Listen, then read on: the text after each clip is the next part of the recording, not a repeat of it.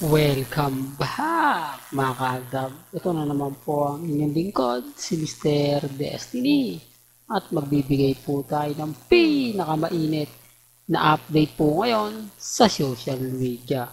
Under pressure nga po raw ang naging pahayag ni Alden Richards kay Boy Abunda. At si Boy Abunda naman po, halatang halata nyo naman po na talagang pinoprotektahan niya rin si Alden Richards. Dito po kasi alam niya na naipit na po siya sa sitwasyon na kailangan po talagang itanong yung relasyon kung meron man.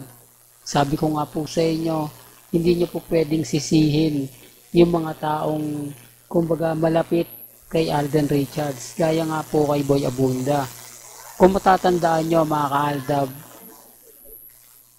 ito po yung ebidensya natin mga kaaldab at resibo na talagang mararamdaman mo na tapos na po talaga. Kasi kumbaga sa mga sinabi ni Alden, parang sinasabi niya na mag-antay na lang, di po ba? Yung tipong wala na.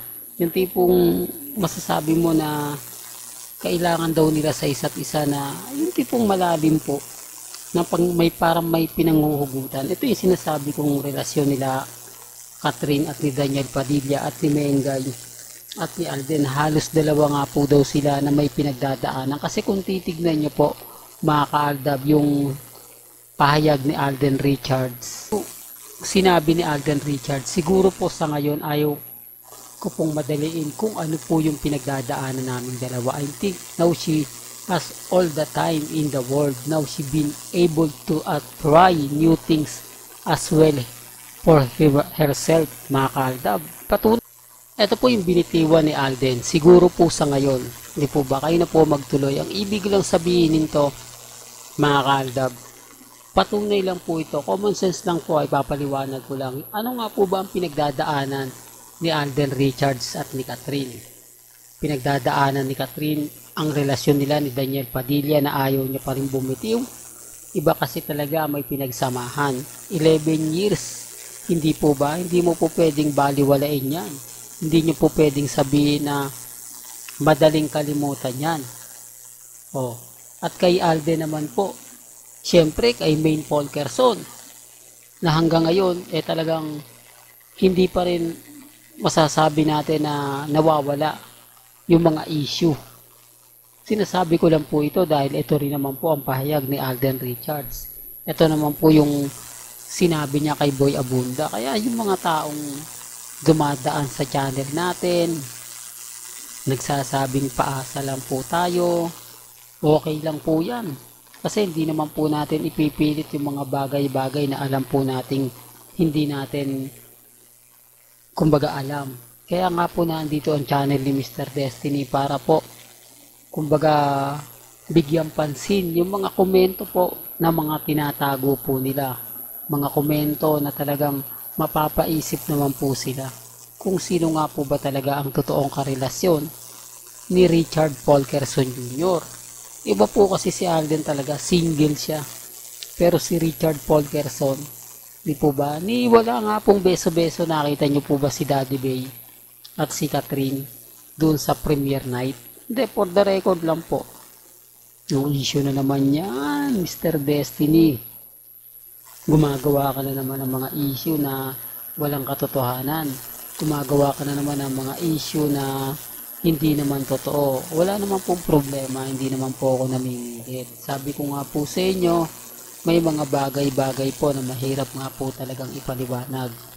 May mga bagay-bagay nga po na kapag ako nagbibigay ng update, nagbibigay ng mga kaganapan, abay affected po sila. Bakit?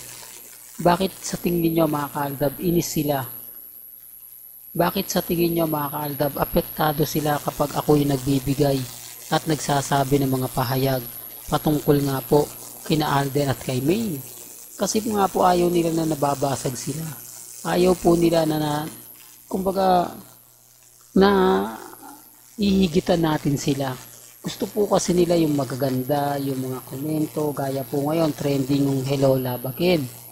Trending po si Catherine, trending po yung Katden, trending si Maine Mendoza, trending si Alden Richards.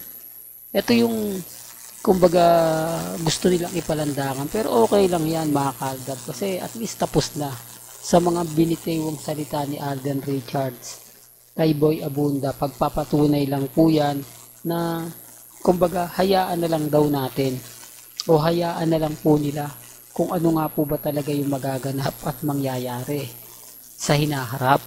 Di po ba? Kaya ang sabi ko sa inyo, natatawa po ako sa mga dumadaan sa channel natin na magkakaroon daw ng ganito. Galing po mismo sa bibig ni Alden Richards na may mga point na wala na. Di po ba? Tanggapin na lang po nila na talagang promotion lang po ang Hello Love Again at wala po talagang totoong cut din.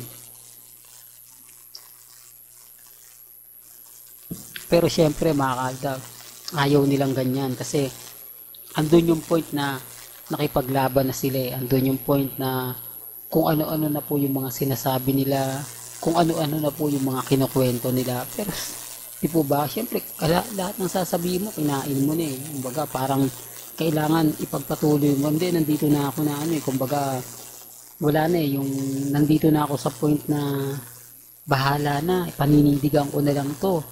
Di po ba? Yan ang sinasabi ko mga kaaldab na baguhan pa lang po ang cut din. Kung ikukumpara po sa akin na sinasabi nilang hindi, naninindigan ka lang sa wala Hindi lang po ako nag-iisa. Marami po sa akin sumusuporta at marami pong nagmamahal. Kaya nga po hindi ako nagtitinag at ibang mga cut din, alam nila na sa bandang huli po pwedeng wala talagang relasyon. Yan galing po mismo sa ilang cut din. At sa mga Alden fanatics po yan, sabi nga po nila, ginagalang nila at nire-respeto ang mga sinasabi ni Alden. Kapag umamin lang si Alden, dun lang po sila maniniwala. Di po ba? Tama naman po yung mga iba Kaya lang syempre, ayaw nila ng ganon. Gusto nila puro ganito ganyan. Sayang lang po kasi yung effort na ginawa ng cut din. Sayang lang po kasi yung effort na kumbaga pinanindigan nila. Kasi una nga po talagang nagpakalat nito yung dami. Ito yung binayaran po ng ABS-CBN at GMA Network para magpakalat po ng mga ganyang issue.